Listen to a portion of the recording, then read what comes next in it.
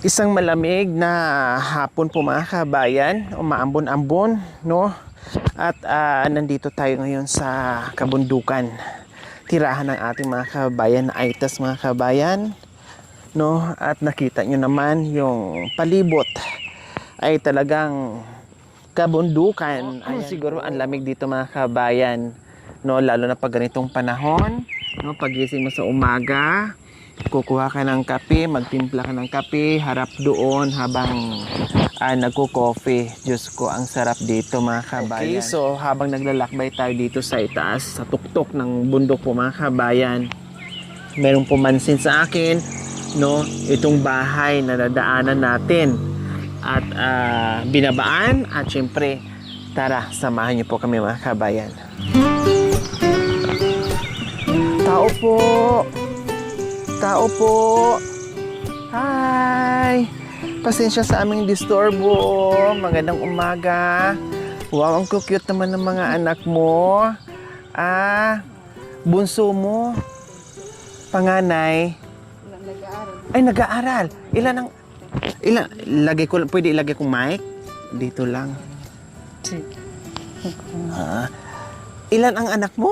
3 po. 3. Wow. Ang panganay mo nag-aaral na. Tapos pangalawa, tapos si bunso. Kumusta kayo dito? Mabuti naman. Napakaganda naman ang pwesto ng bahay mo. Talagang tinapat mo pa talaga sa magandang kabundukan dyan. Anong pangalan mo, be? Maricar po. Si Ate Maricar. Ilang taon na si Ate Maricar? 27 po. 27. O kumusta? Nanghalian na kayo? Opo na yan. Anong ulam?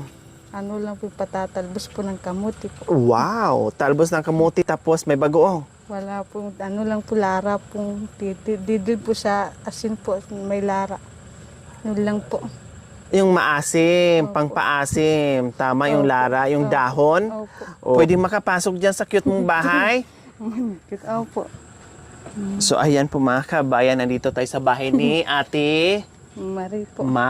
Maricar? Opo. Tama, Maricar. Yan. Pagpasok mo, no, walang gutom. Kasi nandito ka agad yung saingan. Opo, yung ano, saingan. Siguro dito na pinasok. Kasi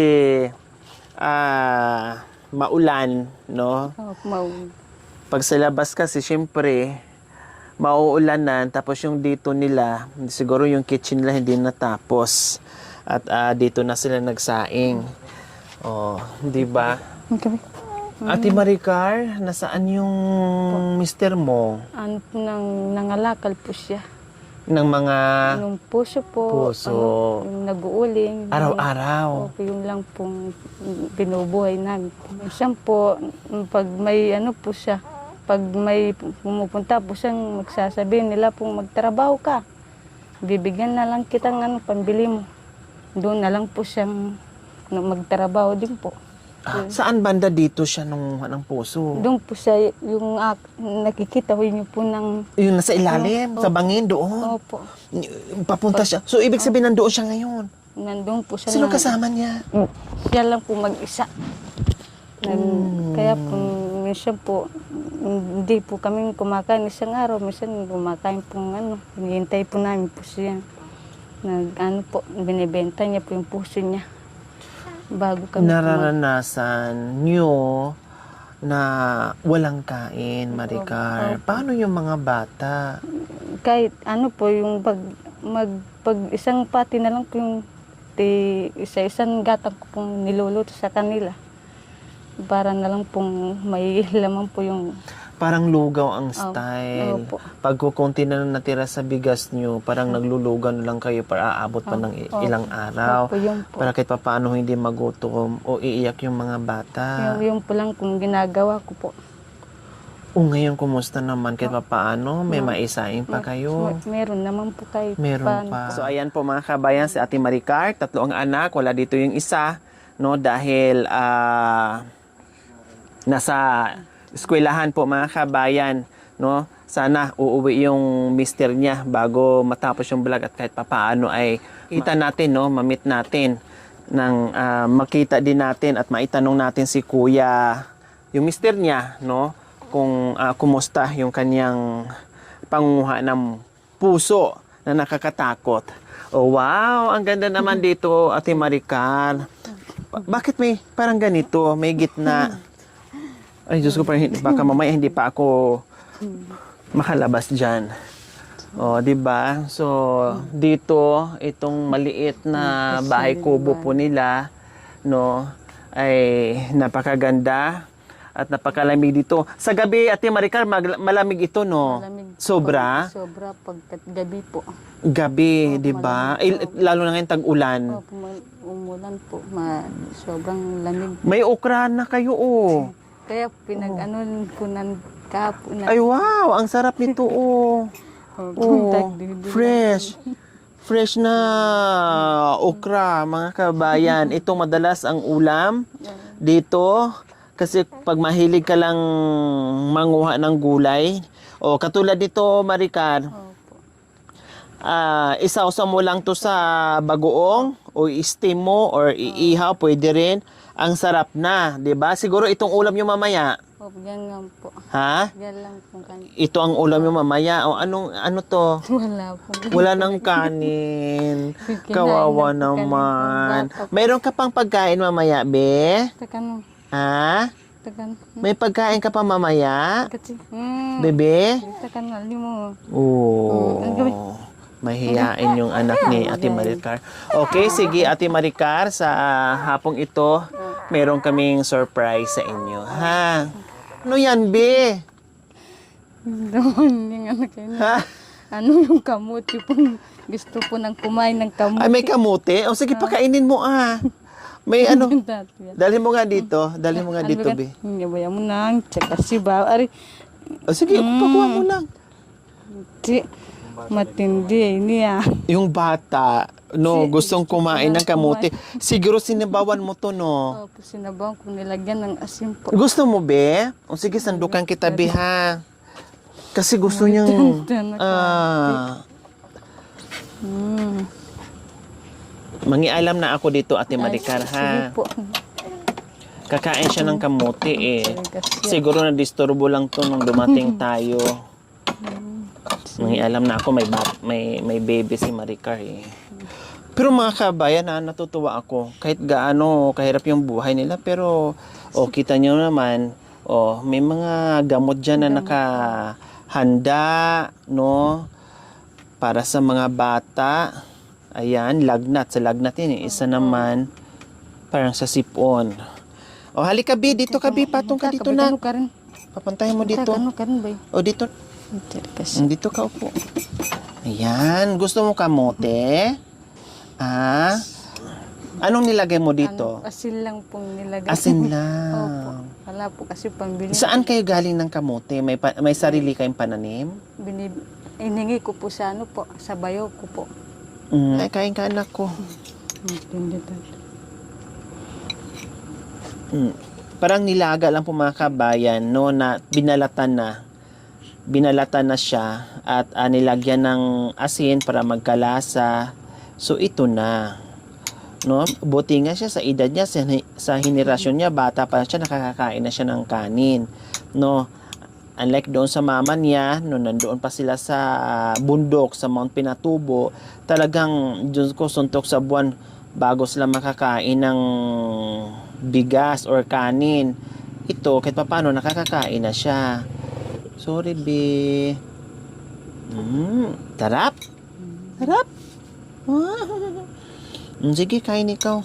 Nagutom ka pala, be. Nadisturbo kita, be, kasi dumating ako, be. Ay, hawak ka ikaw. Hawak. Marunong siya sumubo? Marunong po siya sumubo. Ikaw mo. Tala mo kan. Hawak mo. Tala mo. Dami mo pera, ayan no, dami pera mo,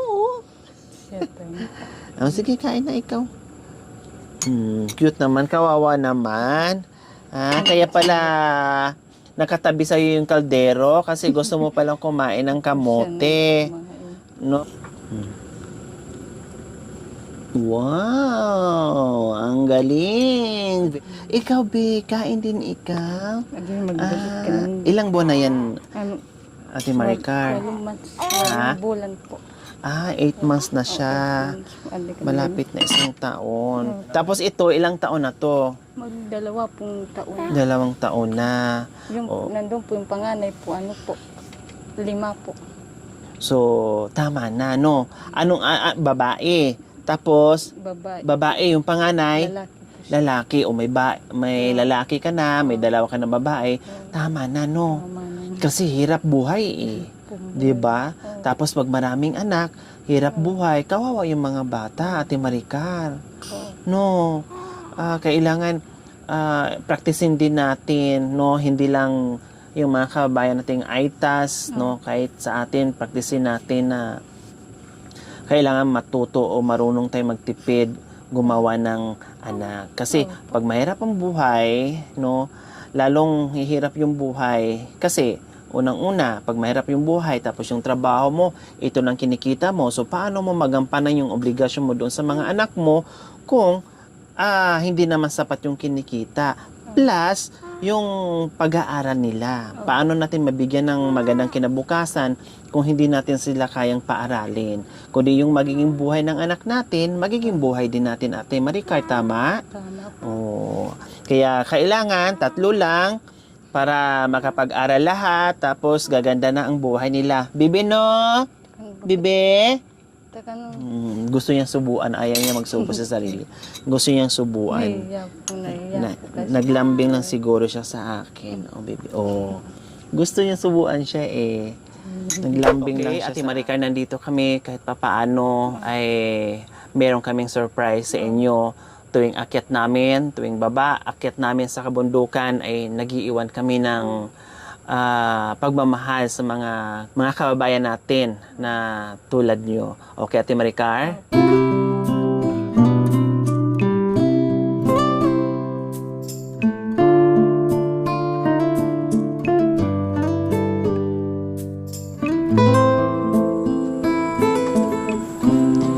Yeah, Ate Maricar, meron kayong assorted groceries, isang tray na itlog, at may bigas na kayo. Maraming salamat po sa inyo. Yan. Siyempre, hindi lang yan. Meron ka pang... Maraming salamat po. Maraming salamat po sa inyo. Wala na po akong masabi po. Ito lang, maraming salamat po sa inyo. Binigay niyo po sa amin. Akalain ni Ate Maricar na mabigyan siya ng biyaya, no? Kaya nabigla at wala na siyang masasabi sa biyayang pinagkaloob natin sa kanila. Gaya ng kwento niya kanina, no? Minsan, o hindi lang minsan, talagang madalas yung nangyayari na wala silang, hindi sila kumakain, no? Yung mga bata lang, siguraduhin nila na kahit paano may ilugaw sila na meron lang isusubo pang maitawid lang yung gutom ng mga bata, mga kabayan. Tulad ngayon, nandoon nga yung asawa niya, matutuwa yun pag uwi niya, may dala man siya o wala, matutuwa yun sa pag uwi niya, no? Dahil meron siyang madatnan, may makita siya na merong pagkain. Sa tulad nila, mga kabayan, na 3 ang anak at maliliit pa naman, no? Malaking tulong, malaking bagay po ito sa kanila sa pang-araw-araw. Kaya maraming salamat po talaga sa inyo na marami tayong napapasaya na mga katutubo nating ITES na tulad nila. Oh, bakit napaiyak naman si Ate Maricar? Tuwa lang po na dininig po ng Diyos na sana po may tumulong po sa amin. Kahit ganito lang po kami. Ito ano lang po. Nadinig yung Panalangin po. Kaya sana may dumating na swerte sa amin. Hanggat hindi po kaming naan kahit papano po. Ayan. Walang anuman, Ate Maricar. Okay, maraming salamat po sa walang sawang pagmamahal, Ma'am Josie Pasalo. Maraming salamat po sa iyong ginituang puso. Naway pagpalain po tayo ng Panginoong Diyos araw-araw. Naway ibigyan po tayo ng kalakasan ng katawan sa araw-araw. Naway ibigyan po tayo ng mahabang buhay pang sa ganon. Marami pa tayong matulungan na gaya nila. So mga kabayan, huwag niyo pong kalimutan, pakishare, subscribe sa aking YouTube channel, Lori Aquino Talita. Maraming salamat po. God bless us all. Bye, Ate Maricar. Mag-ingat po kayo sa daan po. Salamat, Ate Maricar. Bye-bye, Be. Bebe, bye-bye. Bye-bye. Ay, meron may biscuit dito, nak, oh. Ayan. Yay! Ayan, hindi pa kumakain yan? Hindi pa. Ay, hindi pa. Dapat pala biskwit na marino yung pwede dyan. Oh, ito muna, oh.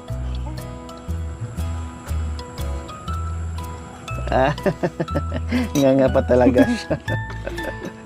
Paborito talaga niya yung kamote. Bye! Bye-bye na! Bye-bye! Magbabay ka na, magbabay ka, bay. Nahiya siya pero pag sinusubuan ko, umanganga naman siya. Okay, bye-bye. Dito na kami, Ate Marika. Ingat po kayo. Okay, thank you.